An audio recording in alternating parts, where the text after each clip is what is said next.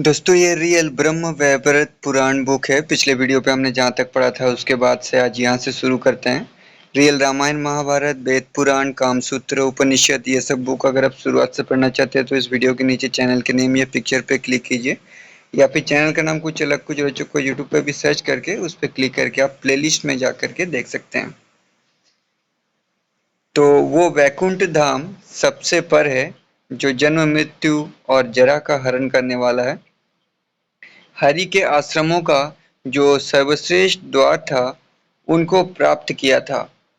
वहां पर रत्न जटित सिंहासनों पर स्थित पीले वस्त्रों से सुशोभित रत्नों के भूषणों से समलंकृत वनमालाधारी श्याम एवं सुंदर विग्रह वाले शंख चक्र गदा पद्म आयुधों को धारण किए हुए चार भुजाओं से समन्वित मंद मुस्कान से युक्त पद्म के समान रव्य मुख वाले कमल के सदस्य नेत्र वाले परम मनोहर द्वारपालों को देखा था।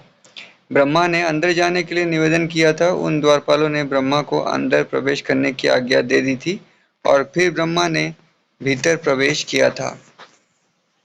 इस प्रकार से ब्रह्मा ने वहां 16 द्वारों को देखा था। देवों के साथ उन सब द्वारों को अतिक्रांत करके ब्रह्मा जी ने हरि की सभा में प्रवेश किया था। वो सभा देवर्षियों से और चार भुजाओं वाले पार्षदों से परिवृत थी। वे समस्त पार्षद नारायण के समान स्वरूप वाले सब कौस्तुभ मणियों से विभूषित थे। हरि की सभा पूर्ण चंद्र के मंडल के तुल्य आकार वाली चकोर परम मनोहर उत्तम मणियों के द्वारा निर्माण वाली तथा हीराओं के सार उत्तम हीरो से भूषित थी। इस प्रकार की सभाएं समस्त पार्षद आदि से विशिष्ट परिपूर्णतम विभु हरि को देखकर ब्रह्मा आदि समस्त देवों ने उनको प्रणाम किया था और फिर स्तुति करने लगे थे। सभी देवगण का शरीर रोमांचित हो रहा था। उनके नेत्रों से अश्रुधारा बह रही थी। उनका कंठ गदगद था। वे सब भक्त परम भक्ति से युक्त थे, भीत हो रहे थे और विनय के भाव से सबकी कंधरा नीचे की ओर झुकी हुई थी।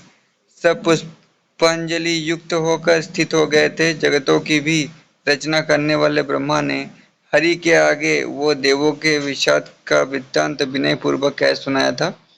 भगवान हरि जो कि सर्वस्व और सबके भावों के ज्ञाता थे, ब्रह्मा के वचन को सुनकर हंसते हुए ब्रह्मा से परम मनोहर रहस्य कहा था। भगवान ने कहा, हे पद्मज, मैं शंखचूड़ का समस्त वृत्तांत भली भांति पूर्ण रूप से जानता हूँ। वो पहले मेरी ही महान तेजस्वी भक्त एक गोप था। हे देवगण, इसका पहला समस्त पुराना इतिहास श्रवण करो जो कि इस गोलोक का ही पापों के नाश करने वाला और पुण्य का कारण चरित है। एक सुदामा नाम वाला मेरा परम श्रेष्ठ पार्षद गोप था। वो राधा के शाप के कारण से, जो कि सुदारुण शाप था, दानव की योनि को प्राप्त हो गया था। वहां पर मैं एक बार अपने आवास स्थान से रासमंडल में गया था और मेरी प्राणों से भी अधिक प्रिय मानिनी राधा का उस समय मैंने त्याग कर दिया था। उस राधिका देवी ने किसी सेविका के मुख के द्वारा मुझे बिरजा के साथ संसक्त होने वाला जानकर वो अत्यंत क्रुद्ध हो गई थी और यह वहां आ गई तथा मुझको वहां पर उसने देख लिया था। बिरजा के साथ अकेले में समय बिता देखकर, या फिर संभोग भी हो सकता है, देखकर क्रुद्ध हो गई थी। वहां बिरजा को नदी रूप वाली उसने देखा और मुझको अप्रकट देखा था। फिर वो क्रुद्ध होती हुई सखियों के साथ अपने आलय को आ गई थी। उस देवी ने मुझको मंदिर में सुदामा के साथ पहले देखा था। उसने मौनीभूत एवं सुस्थिर मुझको अत्यंत भर्त्सना दी थी। ये सुनकर सुमहान सुदामा को क्रोध आ गया था। फिर उसने क्रोध से मेरी सन्निधि ही में राधिका देवी को जोर से डांट फटकार दी थी। ये सुनकर ये कोप से युक्त लाल कमल के समान नेत्र वाली मेरी संसद में संत्रस्त होती हुई उसने सुदामा को बहिष्कृत कर देने की आज्ञा दे दी थी। 1 लाख सखियों का समुदाय वहां उपस्थित खड़ा था जो बहुत ही दुर्निवार और तेज से उज्जवल था। उसने बार बार बोलते हुए उसको शीघ्र ही वहां से बाहर कर दिया था। उस राधिका देवी ने अत्यंत रुष्ट होकर उसके वचन सुनकर उसे शाप दिया था कि तू दानवी योनि में चला जा। इस तरह का दारुण वचन उस शाप का था। आक्रोश करने वाले रोते हुए जाने वाले उसको फिर संतुष्ट होती हुई उस देवी ने रोक लिया था और मुझे प्रणाम करके कृपा से परिपूर्ण होकर रोती हुई वह देवी बोली, हे वत्स, खड़े रहो, मत जाओ, अब तू कहाँ जा रहा है? ऐसा बार बार कहकर वो विस्मित होती हुई इसके पश्चात चली गई थी। उस समय समस्त गोपियों और गोप अत्यंत दुखित होते हुए रुदन करने लगे थे। वे सभी और राधिका भी रुदन कर रहे थे और फिर मैंने उन्हें समझाया था, ये शाप का पालन करके आधे क्षण में ही फिर यहाँ आ जाएगा। फिर वो देवी सुदामा से बोली, हे सुदामन, तू यहाँ आ जा। यह कहकर वो निवारित हुई थी। गोलोक का एक आधा क्षण पृथ्वी के एक मनवंतर होता है। हे जगतों के दाता, इस प्रकार से ये वचन ध्रुव ही है, वही ये शंखचूड़ है, वो फिर वहां पर ही जाएगा। ये महान बलिष्ठ योगी और सब प्रकार की माया का पूर्ण पंडित है। अब मेरा शूल ग्रहण करके शीघ्र भारत जाओ। शिव मेरे शूल से दानव का संहार करे। वो दानव मेरा ही सर्वमंगलों का मंगल नामक कवच कंठ में धारण करता है, इसलिए वो निरंतर संसार का विजयी है। हे ब्राह्मण, वहाँ उस कवच के कंठ में रहते हुए उसे कोई भी मारने में समर्थ नहीं हो सकता है, इसलिए उसकी याचना विप्र के रूप वाला होकर मैं ही करूँगा। उसकी पत्नी का जिसी समय में सतीत्व का भंग होगा, उसी समय उसकी मृत्यु होगी। ऐसा वर आपने उसे दिया है, ब्रह्मा जी ने उसे दिया है। इसके पश्चात वो देह को त्याग कर मेरी प्रिया हो जाएगी। इतना कहकर जगत के नाथ ने हर के लिए अपना शूल दे दिया था। शिव के साथ शंखचूड़ का युद्ध का वर्णन। इस अध्याय में शिव के साथ शंखचूड़ के युद्ध के लिए पुष्पदंत को प्रणाम का वर्णन किया गया है। नारायण बोले, हे महामुने, ब्रह्मा और शिव की दानव के संहार में नियुक्त करके नारायण तथा यथास्थान अपने आलय को चले गए थे। चंद्रभागा नाम वाली नदी के तट पर मानो बड़ के पेड़ के समीप महादेव वहां पर देवों के निस्तार करने के लिए स्थित हो गए थे। गंधर्वों के स्वामी पुष्पदंत को अपना दूत बनाकर, जो कि उनका परम अभिष्ट था, उस समय परम प्रसन्नता से शंखचूड़ के निकट भेज दिया था। वो भी पुष्पदंत अपने स्वामी की आज्ञा से श्रेष्ठ उस नगर में शीघ्र ही चला गया था। वो महेंद्र के नगर से भी उत्कृष्ट था तथा कुबेर के भवन से भी अधिक उत्तम बना हुआ था। हे मुने, वो शंखचूड़ का नगर 5 योजन के विस्तार से विस्तीर्ण था और शीघ्रता में उससे भी दुगना था। स्फटिक मणि के आकार वाली मणियों से निर्मित एवं मणियों से खूब वेष्टित था। इसका दुर्ग 7 परिखाओं से युक्त था। उस पुर के 9 द्वार थे। उन सब द्वारों का अतिक्रमण करके वो पुष्पदंत अंदर पुल में चला गया था। उसे रण का दूत रूप वाला श्रवण करके किसी ने भी रक्षित नहीं किया था, अर्थात बीच में ही रुका नहीं था। फिर वो भीतर के द्वार पर पहुंचकर द्वारपाल से बोला था कि मैं रण का समस्त वृत्तांत राजा को बताने के लिए आया हूँ। उसने ये कहकर दूत को आगे आने को बोला था और फिर वो आगे जाकर पहुंच गया तथा उसने परम सुंदर शंखचूड़ को देखा था। वहां पर पुष्पदंत ने देखा था कि शंखचूड़ सभा के मध्य में स्थित था। मध्य में एक स्वर्ण निर्मित सिंहासन पर वो बैठा था। वो सिंहासन बड़ी बड़ी उत्तम मणियों से जटित हो रहा था, बड़ा ही विचित्र बना हुआ था तथा रत्नों के डंडों से युक्त था। वो राजा का आसन रत्नों के विरचित कृत्रिम पुष्पों से प्रशस्त था और सर्वदा शोभा से संपन्न राहत करता था। एक भित्तों के द्वारा मस्तक पर सुवर्ण का छत्र लगा हुआ था, जो कि बहुत ही सुंदर था। इधर उधर व्यंजन और श्वेत चामरों के द्वारा पार्षद गण उस राजेश्वर की सेवा कर रहे थे। राजा का बहुत सुंदर वेश था। वो परम सुंदर और रत्नों के भूषणों से समलंकृत था। हे मुने, माल्य और अनुलेपनों से समन्वित तथा बहुत सूक्ष्म वस्त्र धारण करने वाला राजा उस पर स्थित था। 3 करोड़ सुंदर वेशधारी दानवों से चारों ओर परिवृत था। 100 करोड़ इनके अतिरिक्त अन्य अस्त्रों के धारण किए हुए सूर वहां भ्रमण कर रहे थे। इस प्रकार के उस राजस शंखचूड़ को देखकर पुष्पदंत बहुत ही विस्मित हो गया था। उसने शंखचूड़ से रण का वृत्तांत कह दिया था जो कि शंकर के द्वारा भेजा गया था। पुष्पदंत ने कहा, हे राजेंद्र, मैं पुष्पदंत नाम वाला शिव का दूत हूँ। हे प्रभु, भगवान शंकर ने जो कुछ कहा है उसे मैं कहता हूँ, आप सुने। अब देवों को राज्य और अधिकार दे दे जो आपने उनका छीन लिया है। देवगण परस्पर श्री हरि देवेश के शरण में पहुंच गए हैं। हरि ने त्रिशूल प्रदान कर शिव को अपने लिए प्रस्थापित कर दिया है। वो त्रिलोचन इस समय चंद्रभागा नदी के तट पर एक बट मूल के निकट विराजमान है। या तो आप देश उनको देवे या निश्चित होकर युद्ध करें। अब जाकर शंभु से क्या कहूँगा, ये कृपा कर मुझे बता देने के योग्य होते हैं। दूत के इस वचनों को सुनकर शंखचूड़ हंस दिया था और कहा कि मैं कल प्रातःकाल आता हूँ, अब तुम चले जाओ।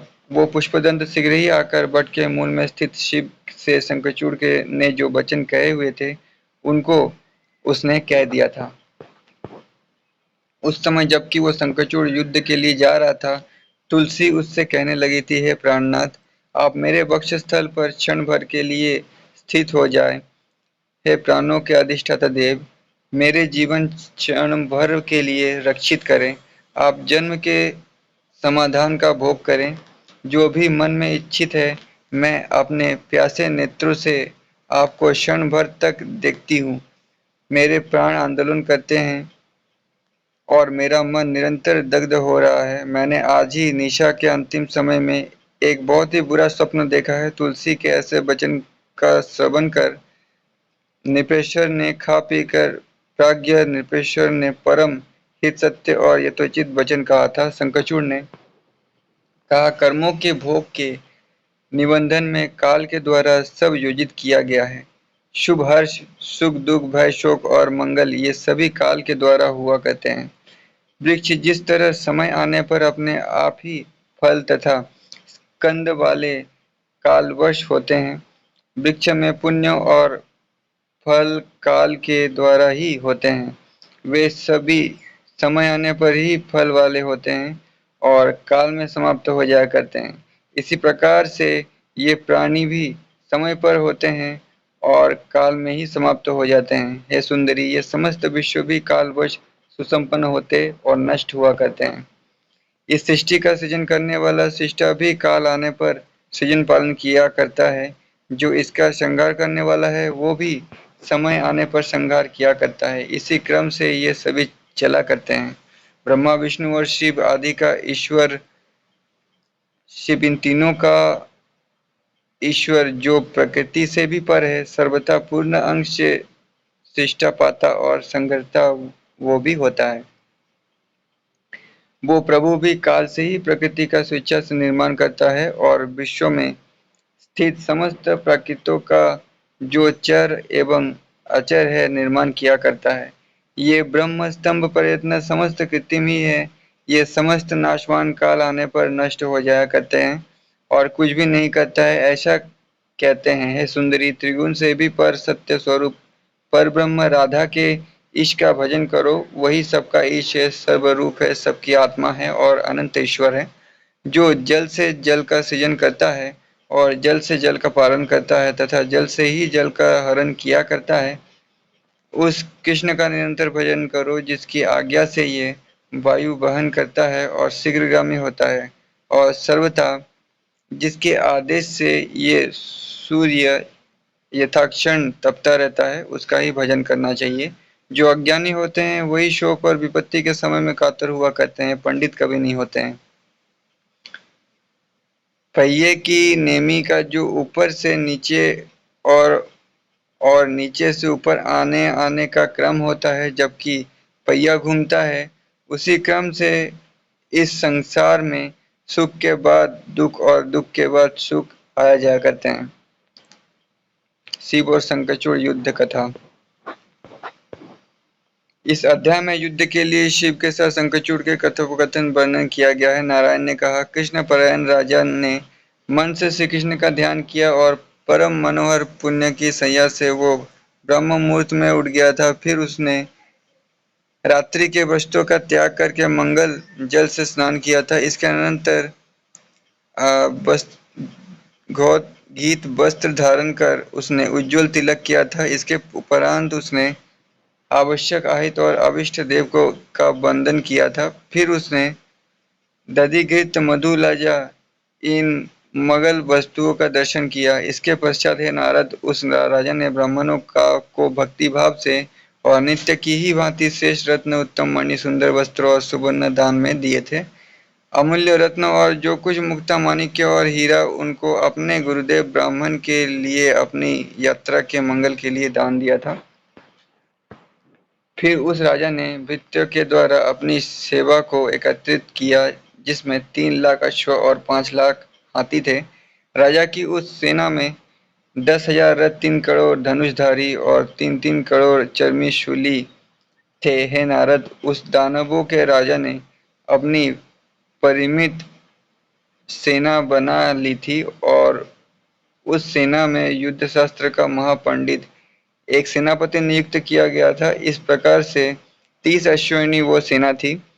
उसने फिर पाद्यभांड का समूह किया था। मन से श्रीहरि का वो स्मरण करता हुआ अपने शिविर से बाहर आया था।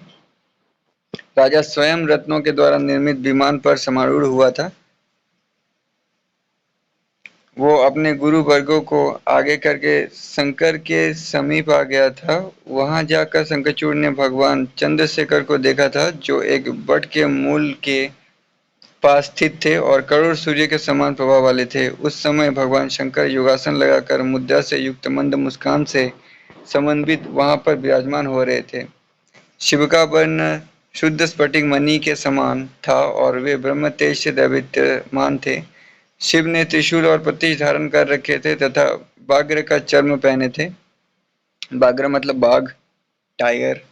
मस्तक पर तपे हुए सुवर्ण के समान जटाओं का भार रखा हुआ था। 3 नेत्र वाले 5 मुखों से युक्त और नागों का यज्ञोपवीत धारण किए हुए स्थित थे। उनका स्वरूप मृत्यु को जीतने वाला, मृत्यु इस समस्त विश्व की मृत्यु करने वाला, पर भक्तों के मृत्यु का हरण करने वाला शांत था। शिव ने गौरी के कांत, परम सुंदर नपों के फल देने वाले और समस्त संपत्तियों के प्रदान करने वाले थे। श्री महादेव ने दानवेंद्र से कहा, ब्रह्मा जगतों के विधाता हैं, धर्म के पिता हैं और धर्म के तत्वों को जानने वाले हैं। उनका पूर्व मरीचि भी परम वैष्णव तथा अति धार्मिक है। उस मरीचि का पुत्र कश्यप ऋषि भी परम धर्मिष्ठ प्रजापति है। प्रजापति दक्ष ने प्रीति से और भक्ति के साथ उनको अपनी 13 कन्याएं दी थी।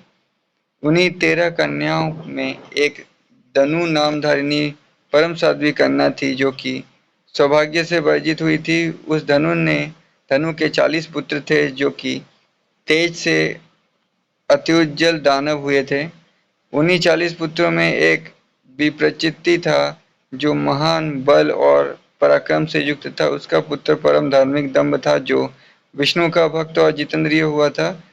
उसने पुष्कर में 1 लाख वर्ष तक परम मंत्र का जप किया था। शुक्राचार्य को अपना गुरु बनाकर परमात्मा श्री कृष्ण के मंत्र का जप किया था। उस समय मुझे अपने पुत्र के रूप में प्राप्त किया था। पहले तू 8 प्रमुख श्री कृष्ण के गोपियों में एक धार्मिक गोप और श्री कृष्ण पार्षद था।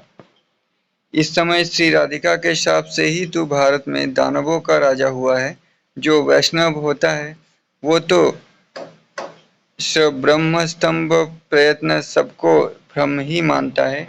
वो वैष्णव चालुक्य, स्वरूप सामीप्य, इन चारों प्रकार की मुक्तियों के हरि के साथ एक रूपता होने की दीपमा होने पर भी सेवा के बिना वैष्णव लोग ग्रहण नहीं किया करते हैं। वैष्णव ब्रह्मत्व और अमरत्व को भी तुच्छ ही माना करता है। वो इंद्रासन के पद को तथा कुबेर बन जाने को भी गणना में नहीं रखता है। हे राजेंद्र, तू तो कृष्ण का भक्त है, तुझे देवों के पद और अधिकार के विषय में क्या क्या भ्रम हो गया है। हे भूमिप, देवों के राज्य को दे दो और मेरी प्रसन्नता का संपादन करो। तू अपने राज्य में सुखपूर्वक निवास कर, उसका सुखभोग कर और देवगण अपने पद पर स्थित रहे। भाइयों के साथ विरोध मत करो, क्योंकि आप सभी लोग कश्यप के ही वंश में जन्म ग्रहण करने वाले हैं। ब्रह्म हत्याधिक जो भी महापातक है, वे सब ज्ञातिद्रोह की एक 16वीं कला के समान ही नहीं हुआ करती है। अर्थात ये एक महान पाप है। हे राजेंद्र, यदि तू अपनी संपत्तियों की हानि मानता है तो समझ ले, सभी अवस्थाओं में समता सर्वथा किनकी होती है, अर्थात किसी की भी नहीं हुआ करती। शंखचूड़ ने कहा, हे नाथ, आपने जो कुछ भी कहा है वो सब सत्य है, इसमें कुछ भी मिथ्या नहीं है। तो भी कुछ यथार्थ बात मेरे द्वारा निवेदन की हुई का आप श्रवण करने की कृपा करें। आपने जो अभी अभी ये कहा है कि ज्ञाति वालों से द्रोह करना एक महान पाप होता है, तो ये बताइए, बलि उसका सर्वस्व लेकर कहाँ प्रस्थापित हो गया था? मैंने तो समस्त ऐश्वर्य विक्रम के द्वारा प्राप्त किया है। गदा पर तो सुतल से भी वो समुद्धार करने को समर्थ नहीं हो सकता था। देवों ने भाई के साथ हिरण्याक्ष को कैसे मार दिया था और शुंभ आदि असुर देवों ने क्यों मार दिए थे? पहले समुद्र मंथन के समय देवों ने अमृत का भक्षण कर लिया था। हम सभी उस मंथन के क्लेशों को भोगने वाले थे। उसमें हम सभी तो फल प्राप्त करने के पात्र थे। परमात्मा श्री कृष्ण का ये विश्व एक क्रीड़ा करने का आधार है। वो जिस किसी के लिए उसका ऐश्वर्य दे दिया करते हैं। ये देवों और दानवों का बाद सदा ही होने वाला है और नैमित्तिक उनका पराजय और जप और हमारा जय पराजय समय पर क्रम से होता रहता है। इसलिए हमारे इस विरोध में आपका गमन निष्फल ही है, क्योंकि आपका तो सबसे समान संबंध है। आप ईश्वर और महान आत्मा वाले सबके बंधु हैं। ये तो आपके लिए महान लज्जा की बात है और इस समय हमारे साथ स्पर्धा है और समर हुआ तो उसमें यदि आपकी पराजय हुई तो आपकी और भी अधिक कीर्ति की हानि होगी। त्रिलोचन महादेव को शंखचूड़ के इन वचनों का श्रवण करके हंसी आ गई थी और फिर वे उस दानवेश्वर से यथोचित सुमधुर वचन बोले। श्री महादेव ने कहा, ब्रह्मवंश में जन्म लेने वाले तुम्हारे साथ मेरा युद्ध होता है तो इसमें लज्जा की क्या बात है? और यदि पराजय मेरी होती है तो उसमें भी है राजन, मेरी आकृति भी क्या है? आदि काल में तो हरि का ही मधु तथा केटव के साथ युद्ध हुआ था। हे नृप, और हिरण्यकशिपु का उस आत्मा के साथ युद्ध हुआ था। फिर उस गदाधारी के साथ हिरण्याक्ष का युद्ध हुआ था। पहले मेरे साथ भी त्रिपुरों के साथ युद्ध हुआ था। समस्त ऐश्वर्य सबकी माता प्रकृति के ही थे। शुंभ आदि के साथ पहले परम अद्भुत युद्ध हुआ था। तू तो परमात्मा श्री कृष्ण का परम श्रेष्ठ पार्षद है। जो भी दैत्य मारे गए हैं वे कोई भी तेरे समान नहीं थे। हे राजन, तेरे साथ मेरे युद्ध में क्या बड़ी लज्जा की बात है? मुझे तो इस समय सूर्यों के रक्षक हरि का भेजा मानो, मतलब हरि ने भेजा है दूध बनाकर, ऐसा मानो। अब तुम देवों के राज्य को दे दो। इस वाणी के व्यय करने में क्या प्रयोजन की सिद्धि होगी? अर्थात इस तरह युक्ति प्रयुक्ति द्वारा विवाद करने से कोई भी लाभ नहीं होगा। तू मेरे साथ युद्ध कर, मेरा ये निश्चित वचन है। हे नारद, शंकर इतना कहकर उस समय विराम को प्राप्त हो गए थे और शंखचूड़ अपने मंत्रियों के साथ शीघ्रता से खड़ा हो गया था। शिव शंकर युद्ध। इस अध्याय में शिव और शंखचूड़ के युद्ध का वर्णन किया जाता है। नारायण ने कहा, हे नारद, शिव ने जो कि तत्व ज्ञान के महापंडित है, शंखचूड़ के तत्व वचनों को सुनकर वे अपने गणों के साथ स्वयं युद्ध करने को गए थे। शंखचूड़ ने शिव को देखा तो स्वयं विमान से नीचे उतर पड़ा। फिर उसने परम भक्ति से भूमितल में पतित होकर दंड की भांति शिव को प्रणाम किया था उसको प्रणाम करके फिर वो वेग के साथ विमान पर समारूढ़ हो गया था और शीघ्र ही सन्ना किया था तथा उसने दुर्वा धनुष धारण कर लिया था। वो शिव और दानवों का युद्ध पूरे एक वर्ष तक हुआ था। रण में जो मृत हुए थे विभु ने उनको जीवित कर दिया था। हे ब्राह्मण, इन दोनों के युद्ध में जय और पराजय कुछ भी नहीं हुआ था। भगवान शंभु ने और दानव ने दोनों ने आसन छोड़ दिए थे। रथ में तो शंखचूड़ स्थित था और वृषभध्वज शिव समारूढ़ थे। दानवों का शतक उद्वृत्त हो गया था। इसके पश्चात महामाया वृद्ध ब्राह्मण का रूप धारण करने वाले विष्णु वहां आए थे और उस रण के स्थान में आकर वो दानवेश्वर से बोले। वृद्ध ब्राह्मण ने कहा, हे राजेंद्र, मुझ वृद्ध ब्राह्मण के लिए भिक्षा दो, क्योंकि आप तो समस्त संपदाओं के प्रदान करने वाले हैं। मेरे मन में जो भी कुछ इच्छित है वही मुझे देने की कृपा करें। मैं निराहार हूँ, वृद्ध हूँ, आतुर हूँ। मुझे ऐसी दशा वाले के पहले भिक्षा दो, इसके पश्चात मैं कहूँगा। पहले अपना सत्य वचन मुझे दे दो कि मैं जो याचना करूँगा वो आप मुझे देंगे। राजेंद्र, शंखचूड़ ने प्रसन्न सुख और नेत्र वाला होकर उस वृद्ध ब्राह्मण से ओम ऐसा कहा था, अर्थात तुम जो भी याचना करोगे उसे मैं तुमको निश्चित रूप से दूंगा। ऐसी स्वीकृति का वचन दिया था। तब वृद्ध ब्राह्मण ने कहा, मैं तुम्हारे कवच की याचना करता हूँ। ये श्रवण करके उस दानवों में श्रेष्ठ ने तुरंत ही उस उत्तम कवच को उसे दे दिया था। उस कवच को ग्रहण कर, कर्ण का कवच आपने सुना होगा, ठीक है। द्रोणाचार्य ने दुर्योधन को भी ऐसा ही कवच महाभारत में बांधा था, ये भी आपने सुना होगा मेरा महाभारत के वीडियोस में। ये उसी टाइप का कवच था जिससे वो शिव जी से लड़ पा रहे थे होंगे और दोनों ही बराबर हो गए थे युद्ध में। ये श्रवण करते ही दानवों में श्रेष्ठ ने तुरंत ही अपना उत्तम कवच उसे दे दिया था। उस कवच को ग्रहण करके हरि अपने दिव्य लोक को चले गए थे, जो कि ब्राह्मण वेश में आए थे। इसके उपरांत शंखचूड़ का रूप धारण करके, तो देखिए टीवी सीरियल्स, मूवीज और सीरीज में कितना गलत दिखाया जाता है। डायरेक्टर पढ़ते तो नहीं है बुक, जो भी लिखा है उसको बढ़ा चढ़ा के मिलावट करके दिखा देते हैं और लोग पढ़ते नहीं है, देख लेते हैं और कोई भी इस पे आवाज नहीं उठाता कि गलत दिखाया जा रहा है। इसके इसके उपरांत शंखचूड़ का रूप धारण करके वे तुलसी के समीप गए थे और वहां जाकर माया से उसमें वीर्य का आधान कर दिया था। माया से मतलब छल से। जो शंखचूड़ की पत्नी था वो उसके उससे संभोग करके वीर्य पात कर दिया था उसके गर्भ में भगवान विष्णु ने। इसके अनंतर शंभु ने दानवों के प्रति हरि का दिया हुआ शूल ग्रहण किया था। वो शूल ग्रीष्मकाल के मध्याह्न समय के मार्तंड शतक की प्रभा के समान उज्जवल था। इसलिए मैं कहता हूँ कि मूवीज, टीवी सीरियल्स ये सब मत देखा कीजिए। जो भी कुछ थोड़ा बहुत पता है वो भी आप भूल जाएंगे। पढ़ना है तो वही समय जो बुक है उनको पढ़िए, या फिर मेरे वीडियोस में जो बुक है वो भी आप देख सकते हैं। अगर आप बुक आपके पास नहीं है या फिर आप खरीदना नहीं चाहते तो उसका अग्र भाग नारायण से अधिष्ठित था तथा मध्य भाग ब्रह्मा से अधिष्ठित था और शिव से अधिकृत उसकी धार थी। वो शूल किरणों की अवली से संयुक्त था और प्रलय की अग्नि की शिखा के समान दुर्निवार्य, दुर्धर्ष, अभय और वैरियों के घात करने वाला था। वो शूल तेज से सुदर्शन चक्र के समान था और समस्त शास्त्रों का विधायक था।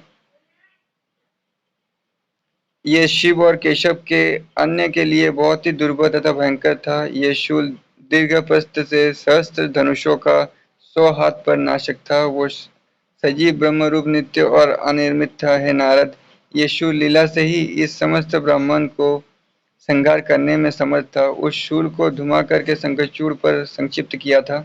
उस समय राजा ने चाप का परित्याग करके श्री कृष्ण के चरण कमल का ध्यान किया था और भक्ति पूर्वक योगासन करके एकांत बुद्धि से ध्यान में मन लगा दिया था।